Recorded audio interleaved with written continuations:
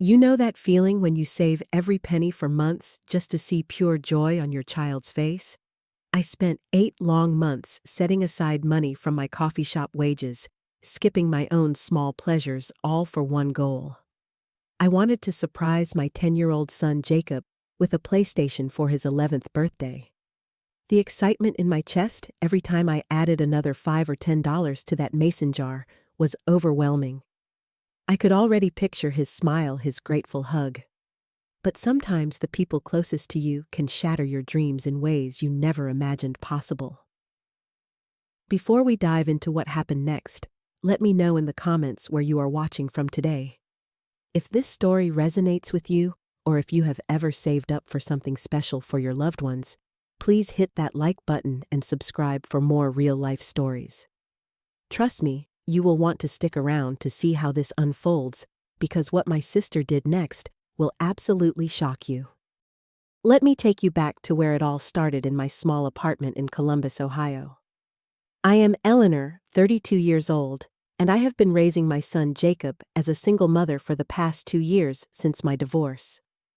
Working at a local coffee shop called Sunrise Beans does not exactly make me wealthy, but it pays our bills and keeps food on the table. Jacob is everything to me. At 10 years old, he has this infectious laugh and an obsession with video games that started when he got his hands on his friend Marcus's gaming controller last year. The thing is, all we had at home was Jacob's old tablet that barely ran the simplest games without freezing up. Every day after school, he would tell me about the amazing adventures his classmates were having on their PlayStations and Xboxes. His eyes would light up as he described the graphics, the stories, the multiplayer games he watched them play during lunch breaks. My heart broke a little each time because I knew how badly he wanted to join in on those conversations, to be part of that world his friends inhabited so effortlessly. My relationship with my older sister Diane had always been complicated. At 35, she seemed to have everything figured out. She lived in a beautiful suburban home with her husband Marcus and their 12-year-old son, Austin. Diane worked in marketing for a pharmaceutical company, drove a shiny SUV, and never missed an opportunity to remind me how different our lives had turned out. When she visited our modest apartment, I could see her taking mental notes about our secondhand furniture and generic brand groceries. She never said anything directly cruel, but her comments about my choices and priorities stung more than outright insults would have. Austin, her son, had every gaming console imaginable. His bedroom looked like a personal electronics store, with multiple screens, the latest games and accessories I could not even identify. During family gatherings, I watched Jacob's face when Austin casually mentioned getting a new game or gadget like it was nothing special. The contrast between their situations was painfully obvious to everyone, especially to Jacob, though he never complained or asked me for things he knew I could not afford. One evening in early January, after Jacob had spent the afternoon at his friend Tyler's house playing the new Spider-Man game, he came home with that familiar, wistful expression. He sat at our small kitchen table doing his homework, but I could tell his mind was elsewhere. Finally, he looked up at me with those big brown eyes and said something that changed everything. "Mom, do you think maybe for my birthday this year, instead of a party, I could get a PlayStation? I know they cost a lot, but I have been thinking about it for months. I could help you save up for it somehow."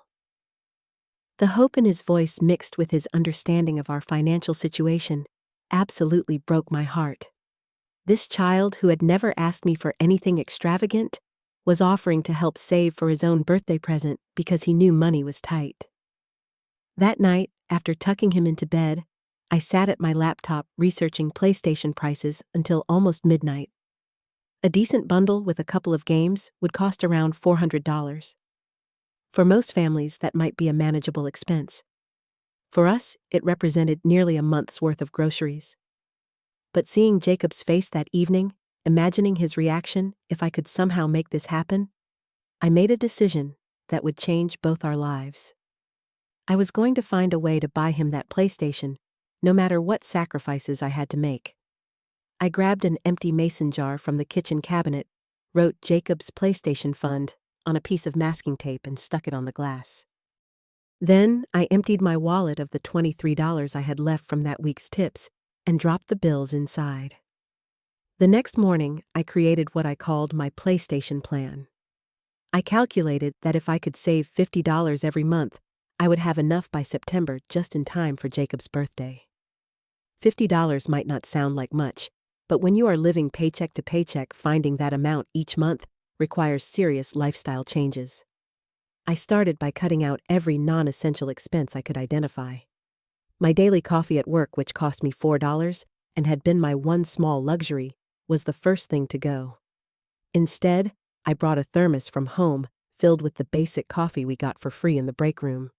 I canceled my $15 monthly streaming subscription and started borrowing movies from the library instead. My monthly nail appointment, which cost $30 and made me feel put together despite everything else, became a thing of the past. I learned to do my own nails with a $5 kit from the drugstore. Shopping became an entirely different experience. Instead of buying name-brand items, I switched to generic everything. Jacob and I started having adventure meals, where we would create interesting dishes from whatever ingredients were on sale that week. I began shopping exclusively at thrift stores for our clothes, turning it into a treasure hunt game that Jacob actually enjoyed. We would spend Saturday afternoons searching through racks, celebrating when we found something perfect for just a few dollars. But the biggest change was taking on extra shifts at the coffee shop. My manager, Sarah, understood my situation and let me work additional weekend hours when other employees called in sick or needed time off. Those extra shifts meant less time with Jacob, which hurt, but he understood what we were working toward. On weekend evenings, while I served lattes and cleaned espresso machines, Jacob would sit at a corner table doing homework or reading occasionally, helping by wiping down chairs or organizing the condiment station. I also started selling items we no longer needed on various online platforms. Old clothes that no longer fit, books we had finished reading, kitchen gadgets I rarely used, even some of my jewelry from my marriage. Every item sold meant a few more dollars in the PlayStation jar. Jacob helped by going through his toys and games, choosing items he had outgrown to add to our selling pile. His maturity and understanding of our goal amazed me daily. The first 2 months were the hardest. Breaking habits like buying convenience foods or treating myself to small purchases required constant vigilance. There were moments when I stood in checkout lines holding items I wanted before putting them back and reminding myself why I was doing this. Jacob seemed to sense my struggles and became incredibly helpful around the apartment, taking on chores without being asked and never complaining about our new frugal lifestyle. By March and April, our new routine felt more natural. Jacob had started understanding money in ways that impressed me.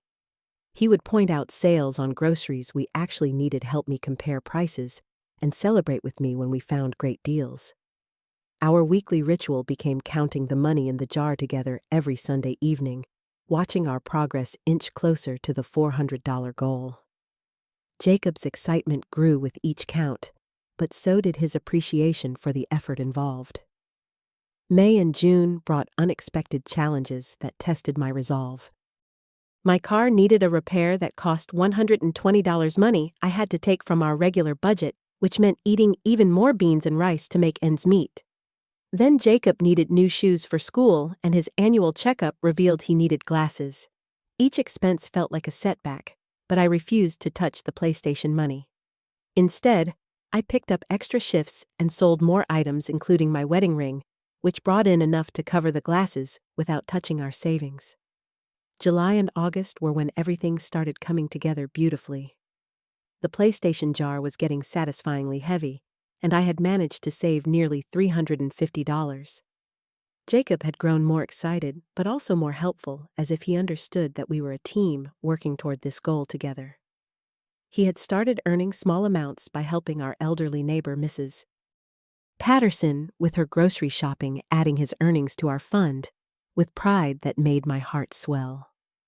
Then came the morning I will never forget. It was the third Friday in August, and I emptied the mason jar onto my bed for our weekly count. The bills and coins spread across my comforter represented 8 months of sacrifice, extra work, and determination. When I finished counting, we had exactly $403. Jacob was at his summer day camp, so I planned to surprise him that evening with the news that we finally had enough. I could barely concentrate at work that day. Sarah noticed my excitement, and when I told her about reaching our goal, she got almost as excited as I was. During my lunch break, I drove to the GameStop across town and walked through those glass doors with more pride than I had felt in years. The teenage employee who helped me was incredibly patient as I asked questions about different bundles, wanting to make sure I got the best value for our money.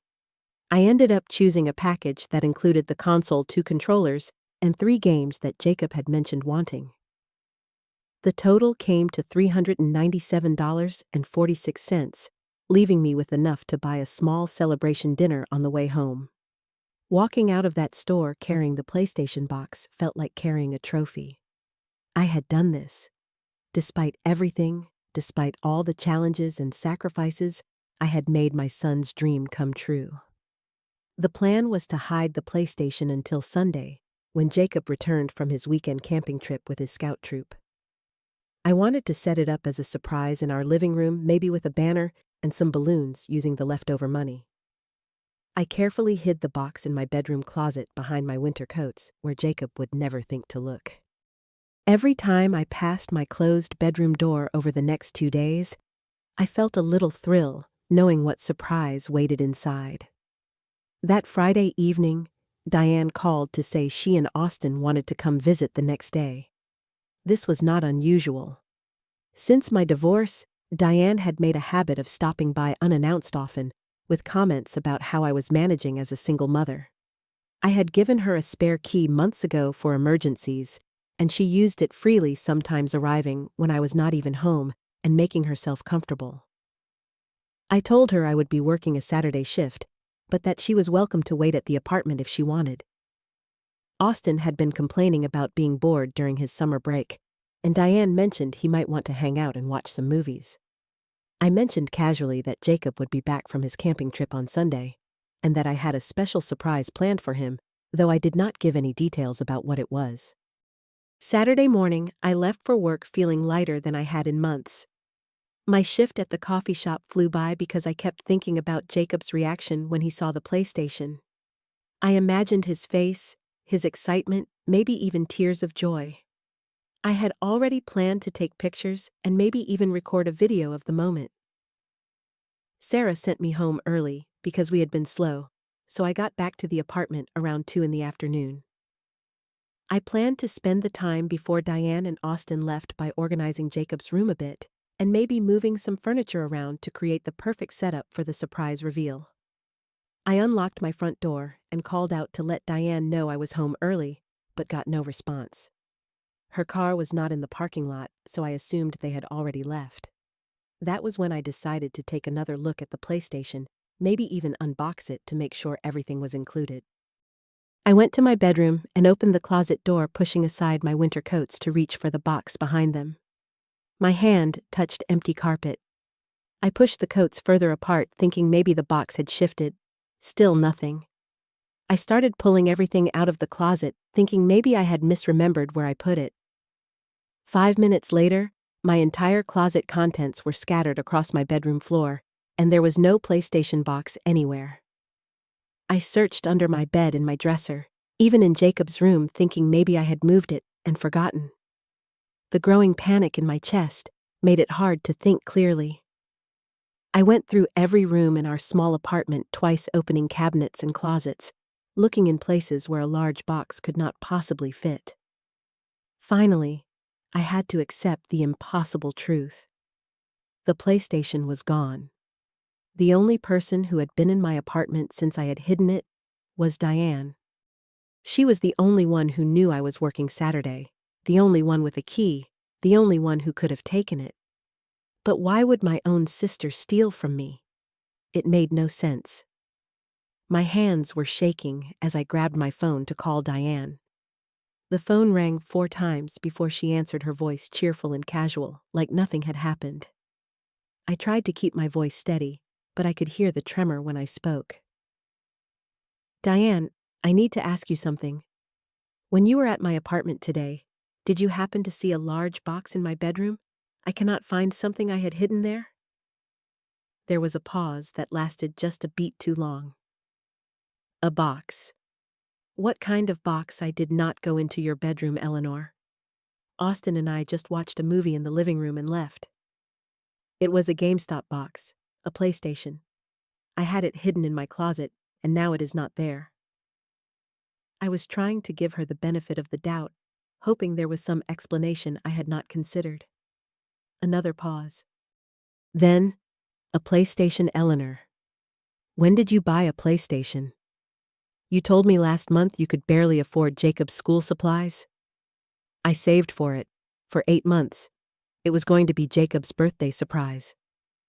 My voice was starting to crack. Diane, please, if you know anything about where it might be. Oh. The single word hung in the air. Oh, that PlayStation. My blood went cold. What do you mean, that PlayStation, Eleanor? I thought that was just sitting around. Austin was so bored, and you know how expensive those things are. I thought maybe you had gotten it as a sample from work or something. I let Austin take it home. He has been wanting one forever, and you said yourself that you had a surprise for Jacob. I figured this was not it. The phone almost slipped from my hand. You took it. You took Jacob's birthday present, the one I saved 8 months to buy. I did not take anything, I borrowed it. Austin will bring it back after he is done playing with it. Honestly, Eleanor, you are being dramatic. It is just temporary. Temporary, Diane. I scrimped and saved for 8 months. I worked extra shifts. I sold my wedding ring. This was not some random box sitting around. This was Jacob's birthday present that I bought with my own money. Well, how was I supposed to know that you never told me you were saving for a PlayStation? And honestly, Eleanor, Jacob is only 10. He is too young for something that expensive. Austin is 12, he can actually appreciate it. Besides, you know I would buy you another one if it were really that important. The casual dismissal in her voice, the suggestion that my sacrifice meant nothing, that my son somehow deserved it less than hers, sent a rage through me that I had never experienced before. Diane, I need you to bring that PlayStation back to my apartment right now. Tonight. Jacob comes home tomorrow, and that is his birthday present. I cannot do that. Austin has already set it up in his room. He has been playing it all afternoon. He is so happy, Eleanor. I have not seen him smile like that in weeks. Surely you can wait a little longer. Jacob can play it when he visits Austin. When he visits Austin, Diane, I bought this with my money for my son. You stole it from my apartment. I did not steal anything. God, you are always so dramatic. I borrowed something that was sitting unused in your closet. If you had really wanted to keep it safe, you should have told me it was important. How was I supposed to read your mind? The conversation continued for another 10 minutes, with Diane becoming increasingly defensive and cruel. She suggested that I was being selfish for wanting to take the PlayStation away from Austin when he was finally happy. She reminded me that I could barely keep the lights on, and questioned whether buying expensive electronics was really a responsible choice for someone in my financial situation. Every word felt like a slap. This was my sister, someone who was supposed to support me, suggesting that my son was less deserving of this gift than hers because we had less money. She even had the audacity to suggest that Jacob was too young to really appreciate the PlayStation, while her 12-year-old son somehow had more right to it. When I finally hung up the phone, I was shaking with anger and disbelief. I immediately called my parents, thinking surely they would understand the situation and help me get Jacob's present back. My mother listened to the whole story, made sympathetic noises, but then said the words that broke my heart even further. Eleanor, honey, I know you worked hard for that money, but maybe Diane has a point about Jacob being young for such an expensive gift. And you know how sensitive Austin is. Maybe you could wait a few weeks and then work something out between you girls. My father's response was similar. He suggested I keep peace in the family and find a way to compromise with Diane. Neither of them seemed to grasp that this was not about the money or even the PlayStation itself. This was about my sister taking something that represented months of sacrifice and love, then justifying it by claiming her child deserved it more than mine. I tried calling my Aunt Linda, my cousin Marcus, even my grandmother. The responses were variations on the same theme. Family harmony was more important than this misunderstanding.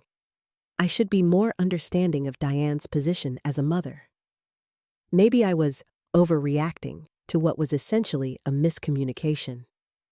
By Sunday evening, when Jacob came bounding through the door with his camping stories and excited questions about his birthday surprise, I had to look into his trusting face and tell him there had been a delay with his present.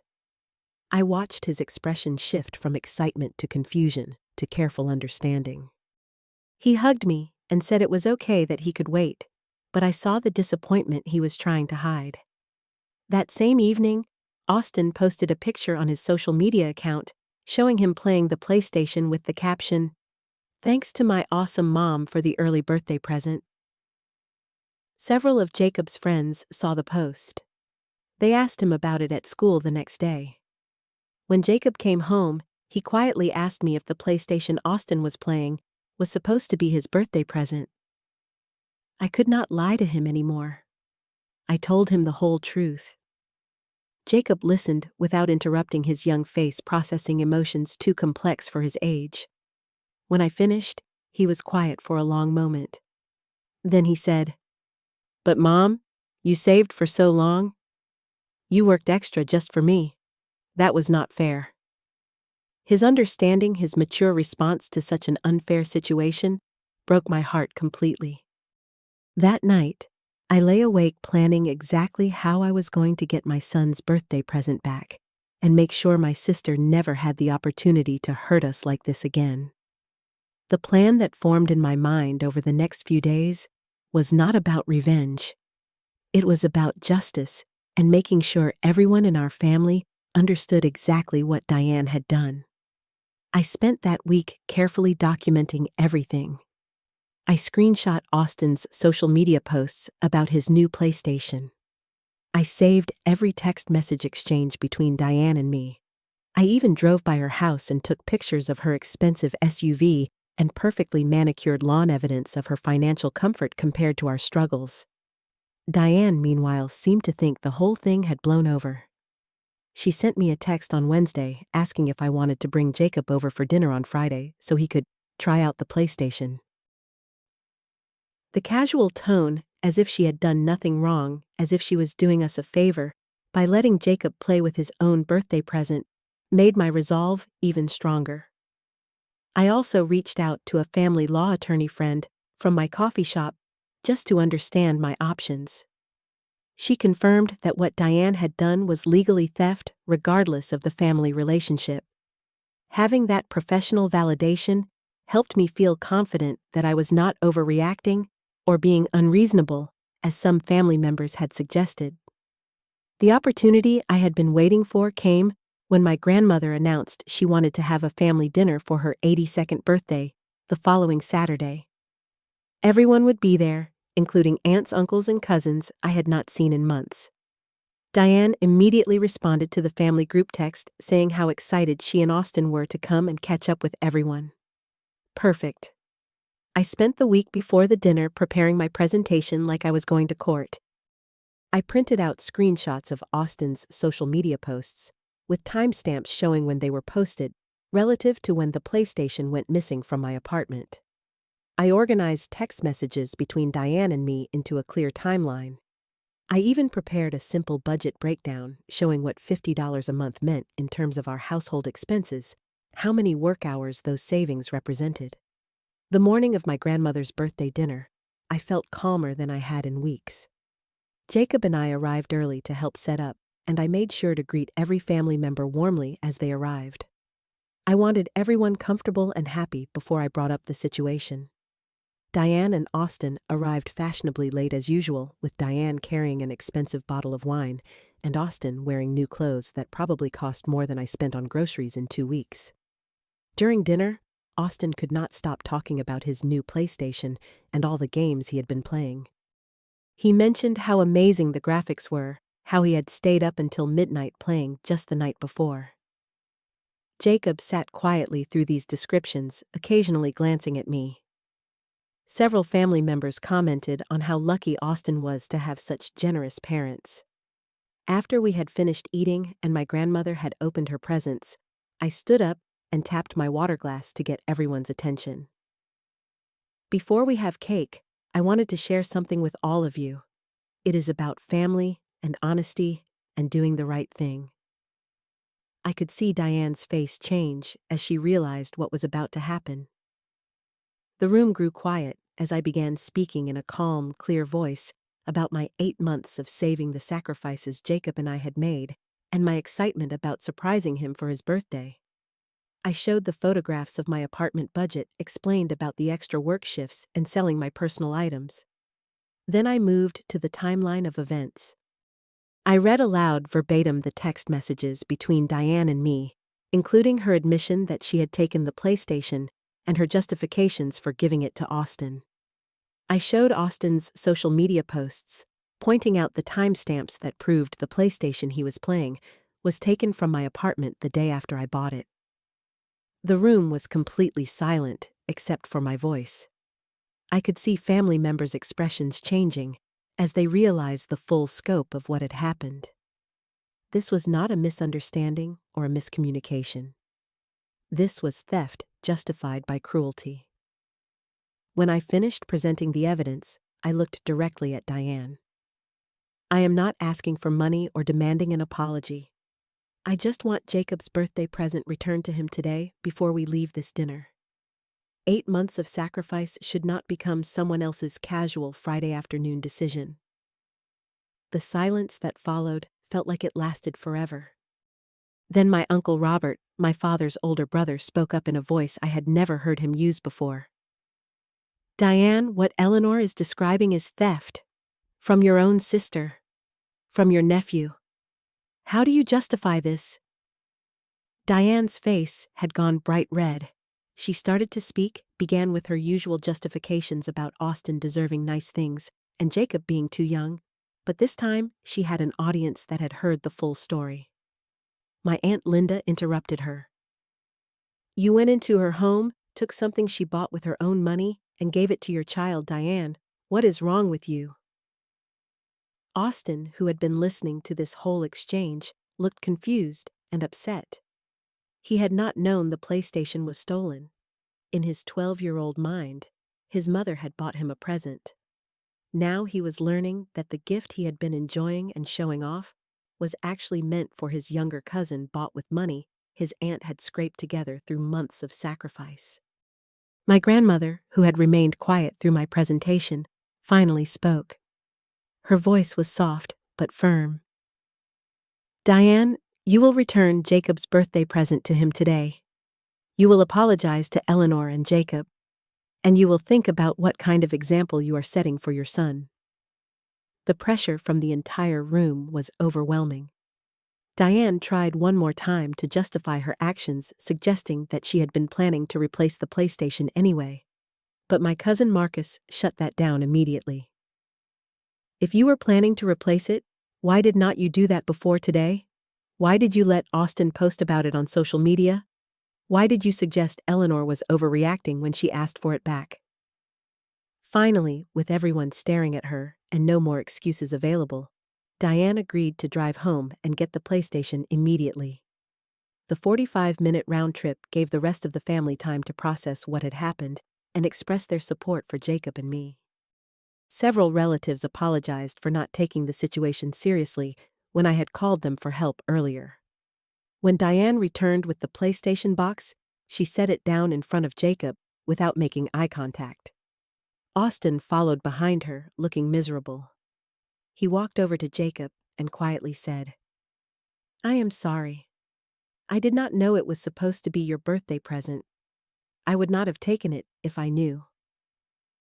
Jacob, with a maturity that amazed everyone in the room, hugged Austin and told him it was not his fault. "Your mom should have told you where it came from. You did not know." Diane managed a brief apology, but it was clearly forced and resentful. Several family members who had previously suggested I was overreacting made a point of telling me they understood now why I had been so upset. My Uncle Robert even pulled me aside later to say he was proud of how I had handled the situation and that Diane needed to face consequences for her actions. The drive home that evening felt surreal. Jacob sat in the passenger seat with the PlayStation box on his lap, occasionally running his hands over the packaging like he could not quite believe it was really his. We did not talk much during the drive, but the silence was comfortable rather than tense. Justice had been served, and we both felt it. That night, we set up the PlayStation together in our living room. Jacob's excitement was everything I had imagined during those long months of saving, but there was something deeper there too. He understood now in a way that broke my heart a little how hard I had worked for this moment. As we connected the cables and waited for the system to boot up for the first time, he kept thanking me and telling me he would take good care of it. The weeks that followed brought unexpected consequences that proved the confrontation had been necessary. Word of what had happened spread through our extended family, and several relatives who had previously seemed to side with Diane reached out to apologize for not taking my concerns seriously. My Aunt Linda later told me that multiple family members had confronted Diane privately about her behavior over the years, issues that had been overlooked or minimized because people wanted to keep the peace. Diane's relationship with much of our family suffered lasting damage. Her husband Marcus was apparently furious when he learned what had happened, especially after realizing that Diane had lied to him about where the PlayStation came from. Several cousins stopped inviting her to family gatherings, tired of her condescending attitude and entitled behavior that they now recognized clearly. Austin, caught in the middle of his mother's choices, began spending more time with Jacob and me. The boys had always gotten along well when Diane was not around to make everything competitive. Without his mother's constant emphasis on having nicer things than other people, Austin turned out to be a thoughtful, generous kid who genuinely enjoyed his cousin's company. For Jacob and me, the entire experience strengthened our relationship in ways I had not expected. He had seen firsthand how hard I was willing to work for his happiness, but he had also seen me stand up for both of us when someone tried to take advantage of our situation. The PlayStation became more than just a gaming console. It became a symbol of what we could accomplish together when we set our minds to something.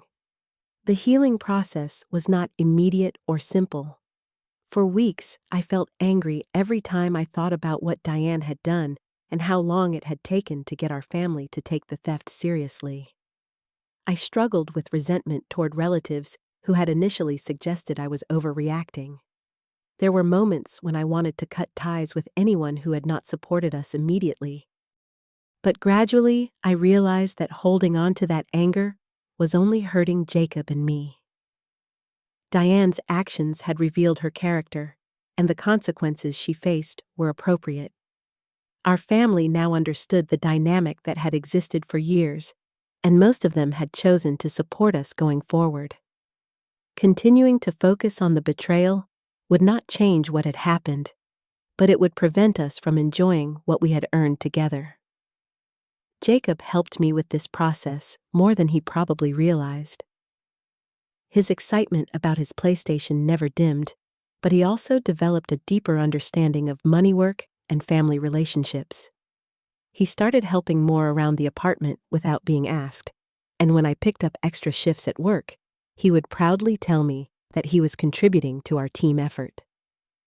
One evening, about 2 months after the confrontation, Jacob was playing a new game he had saved up his allowance to buy. I was sitting on the couch nearby, reading and occasionally watching him play.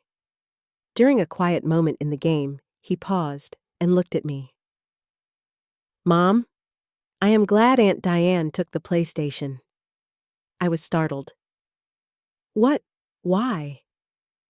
Because if she had not taken it, I would not have known how much you love me.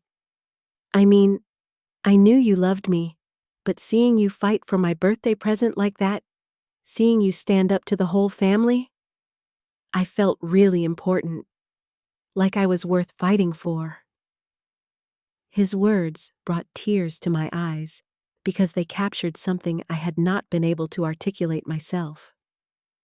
The theft had been horrible, but our response to it had shown both of us what we were capable of when we worked together and supported each other. The experience also changed how I approached challenges at work and in other areas of my life. Standing up to Diane and presenting my case to our family had given me confidence I did not know I possessed. When my manager at the coffee shop tried to deny me a raise I had earned, I used the same calm, fact-based approach I had used at my grandmother's birthday dinner. When a pushy salesperson tried to pressure me into buying something I could not afford, I held my ground without feeling guilty or apologetic. Jacob noticed these changes too. He started coming to me more often when other kids at school tried to pressure him into things he did not want to do or could not afford. Our relationship had always been close, but now it had an element of mutual respect that made both of us stronger. Looking back now, I realized that the 8 months I spent saving for that PlayStation taught us both lessons that were worth far more than the $400 the console cost. Jacob learned about persistent sacrifice and the value of working toward a goal. I learned that I was capable of much more than I had given myself credit for, both in terms of financial discipline and personal strength. The PlayStation still sits in our living room, though Jacob has earned several new games and accessories through his own efforts over the months since his birthday. Every time I walk past it, I feel a little surge of pride, not just because I managed to buy it for him, but because of how we handled everything that followed. Sometimes people ask me if I regret making such a big deal about the theft, if I think it was worth damaging family relationships over a gaming console. My answer is always the same. It was never about the PlayStation itself. It was about teaching my son that his dreams and our efforts matter, that no one has the right to take away something you have worked hard for, and that standing up for yourself and your family is not just acceptable, but necessary. Diane and I rarely speak now, unless we encounter each other at family events. When we do interact, she is polite but distant, and I am fine with that. Austin still visits us occasionally, and he and Jacob have maintained their friendship despite everything that happened between their mothers. The boys have learned to separate their relationship from the adult drama, which I think is healthy for both of them. As I finish telling this story, Jacob is 14 now, still plays his PlayStation regularly, and has developed into a confident young man who knows his worth and is not afraid to work for what he wants. The mason jar that once held our PlayStation savings now contains money for his first car, another long-term goal we are working toward together. The most important lesson from this experience is not about gaming consoles or family drama, or even standing up to bullies. It is about the power of persistence, the importance of fighting for what matters to you, and the incredible things that become possible when you refuse to let other people's limitations define your own potential. I hope that sharing this story helps someone else find the courage to stand up for themselves or their children when faced with injustice. Not every battle is worth fighting, but when someone tries to take away something you have earned through honest effort and sacrifice, that is exactly the time to show them what you are really made of. Have you ever had to fight for something that was rightfully yours? Have family members ever tried to justify taking advantage of your situation? Share your experiences in the comments below, because I know many of you have faced similar situations, and your stories could help others going through the same thing. If this story resonated with you, please hit that like button and subscribe for more real-life stories about overcoming challenges and standing up for what is right. Share this video with anyone who might need to hear that their efforts matter and that they deserve to fight for what they have earned. Thank you for listening to my story, and remember that sometimes the most important victories are the ones where you discover just how strong you really are. Take care, and I will see you in the next story.